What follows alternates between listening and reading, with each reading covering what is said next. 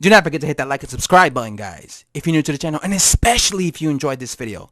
So I just finished live streaming Anthony Yarde versus Sergey Kovalev, and let me tell you something right now. That was a really good fight.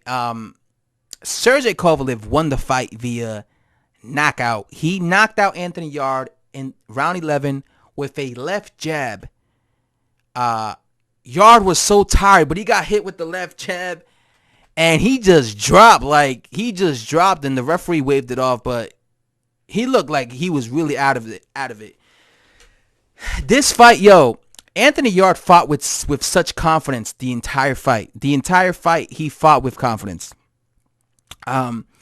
What surprised me was he did not fight as aggressive as I thought he would have. He did not throw body shots as I thought he would have. I felt that Anthony Yarde needed to be aggressive, push Sergey Kovalev back, and throw body shots in order to beat Sergey Kovalev, because that's how you beat Sergey Kovalev. You push him back. You be aggressive. You throw body shots. You invest in body shots from the get-go. Anthony Yarde kind of stayed in the, he kind of like wanted to, it was like he was trying to fight like a boxing match with Sergey Kovalev, like a chess match. Instead of bringing the fight to Sergey, he just stayed in front of him and tried to like fight back to back in the pocket. All right.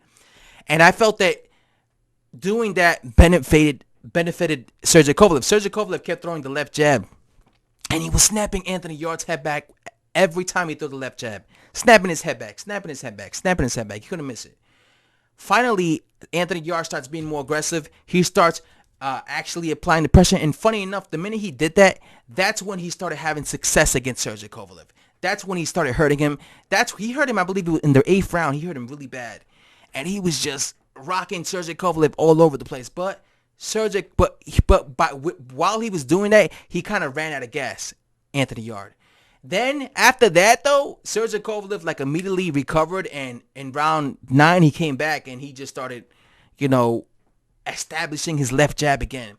I'll tell you this, Anthony Yarde proved to me that he has a fantastic chin, because he took the jab all night. I know he got knocked out against Sergey Kovalev, but he took the jabs.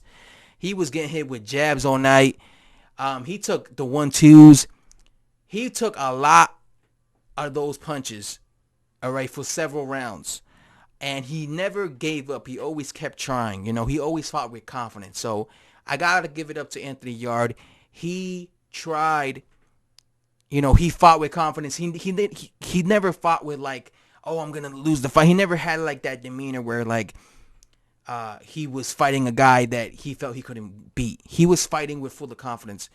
And what lost him the fight, though, in my opinion, was the fact that he was just not being aggressive enough, and he wasn't taking enough risks. He was trying to play the boxer match more.